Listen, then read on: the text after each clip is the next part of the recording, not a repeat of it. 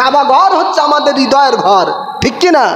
কাবা হচ্ছে আমাদের নয়নের মণি, আমাদের পছন্দের জায়গা, পাক পবিত্র জায়গা। হযরত ওমর বলছেন, কাবা তোর যেমন অত্যন্ত সম্মান মর্যাদা, কিন্তু একজন ইমানদারের চেয়ে বেশি নয়, বরং তোমার চেয়ে হাজার কোটি লক্ষ গুণ বেশি মর্যাদা একজন ইমানদারের আল্লাহর কাছে। বলেন সুবহানাল্লাহ।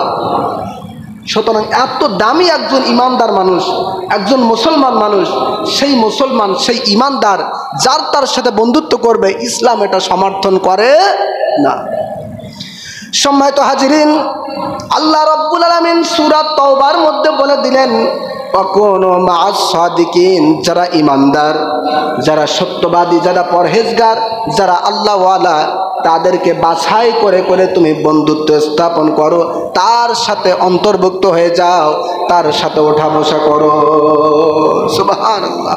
তাহলে হাদিস শুনলাম, কোরআন শুনলাম, আরেকটি আপনাদের একটা শের শোনাই, যেটা আল্লামা শেখ সাদী রহমাতুল্লাহ আলাইহি তিনি এই বন্ধুত্ব স্থাপনের ব্যাপারে কি বলেছেন। সুবহানাল্লাহ। বিখ্যাত কবিকুল সম্রাট হযরতি আল্লামা শেখ সাদী রহমাতুল্লাহ আলাইহি তিনি লেখেন, সোহবাতে সালেহ তোরা সালেহ কুনাদ, সোহবাতে সালেহ কুনাদ সালেহ তোরা। সুবহানাল্লাহ। হযরতে শেখ সাদী রহমাতুল্লাহ আলাইহি তিনি লেখেন যে সৎ সঙ্গে স্বর্গবাস, অসৎ সঙ্গে সর্বনাশ। বাংলা প্রবাদও এটা আমরা জানি কি না? সৎ সঙ্গে স্বর্গবাস, ভালো জায়গা, আর অসৎ সঙ্গে সর্বনাশ, সব ধ্বংস হয়ে যাবে। জোরে কান নাউজুবিল্লাহ। সম্মানিত হাজিরিন, এজন্য ইসলাম কত সুন্দর ব্যবস্থাপনা করেছেন। ইসলাম বলেছি, আল্লাহ নবীজির হাদিস বলেছে, ফাসিক ব্যক্তি, অসৎ ব্যক্তির দাওয়াতেও তোমরা গ্রহণ করবে না। নাউজুবিল্লাহ। ইসলামের একটি হক হলো, একজন ইমানদারের প্রতি আরেকজনের ইমানদারের একটি অন্যতম হক হলো যে দাওয়াত দিলে দাওয়াত গ্রহণ করা, ঠিক কিনা? যেটা আমরা গত জুমায় শুনেছিলাম, একজন ইমানদার, একজন মুসলমান যদি দাওয়াত দেয়, তাহলে মুসলমানের দায়িত্ব হলো, কর্তব্য হলো তার দাওয়াত গ্রহণ করা। আবার অন্য হাদিসের মধ্যে নবীজি বলেছেন, যারা ফাসিক তাদের দাওয়াত তোমরা গ্রহণ করবে না। জোরে কান সুবহানাল্লাহ। কারণ কি? কারণ হলো আজকের এই খুতবার বিষয়, যেমনটি বলতেছিলাম, কোনো ব্যক্তি যদি ফাসিক ব্যক্তির বাড়িতে দাওয়াত খায়, আসা যাওয়া যদি করে, তাহলে আস্তে আস্তে করে ওই ফাসিক ব্যক্তির সাথে তার বন্ধুত্ব স্থাপন হয়ে যায়, ঠিক না? আপনি যদি আমাকে দাওয়াত করেন, আমি যদি আপনাকে দাওয়াত করি, এভাবে যদি আসা যাওয়া থাকে, আমি যতই খারাপ হই না কেন, একদিন না একদিন আপনার সাথে বন্ধুত্ব তৈরি হয়ে যাবে। এজন্য নবীজি বলছেন, ফাসিক শ্রেণী, তাদের সাথে তো ইমানদার বন্ধুত্ব করতে পারে না, ভালোবাসতে পারে না। সুতরাং যারা ফাসিক, তারা দাওয়াত দিলেও তোমরা গ্রহণ করবে না। জোরে কান সুবহানাল্লাহ। ইসলাম কত কঠোর হুঁশিয়ারি দিয়েছে।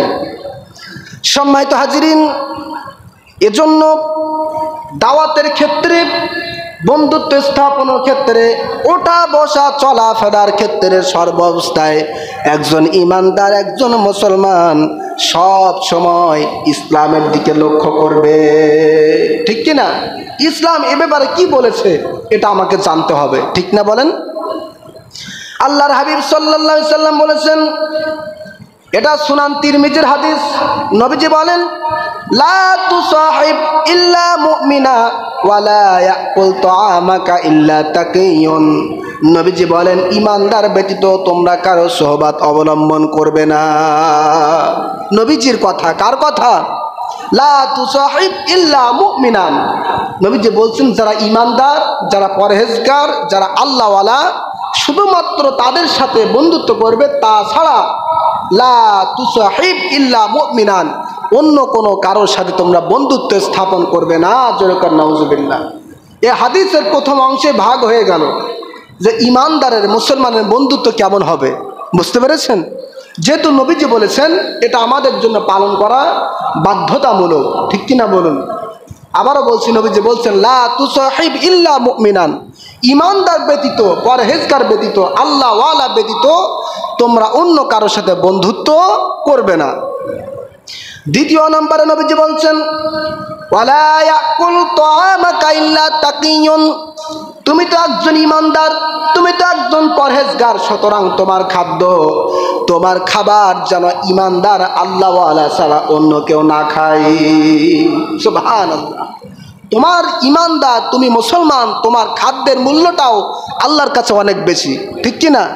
আগেই যেমন বললাম যে একজন ইমানদারের মর্যাদা কাবার চেয়েও অনেক বেশি, হযরত ওমর বলেছেন। আর পরবর্তীতে বলা হচ্ছে যে খাবারটা যেন ইমানদার পরহেজগার ব্যতীত অন্য কেউ না খায়। অর্থাৎ ইমানদারের যেমন মর্যাদা বেশি, ইমানদার তার হালাল রুজিতে সে যে অর্জন করবে, উপার্জন করবে, তার খাদ্যটাও মূল্য আল্লাহ তার কাছে অনেক বেশি, ঠিক কি না? সুতরাং এই অমূল্য সম্পদ, এই মূল্যবান সম্পদ, এটা তো এমনিতে নষ্ট হতে পারে না। যে সেই বেনামাজি, সুদখোর, জেনাখোর, ঘুষখোর তারা খেয়ে তো নষ্ট করতে পারে না। নবীজি বলছেন অবশ্যই তুমি খেয়াল রাখবে তোমার উপার্জনকৃত খাদ্য, তোমার তৈরিকৃত খাদ্য যেন আল্লাহওয়ালা ব্যক্তি ছাড়া অন্য কেউ না খায়। জোরে কোন সুবহানাল্লাহ।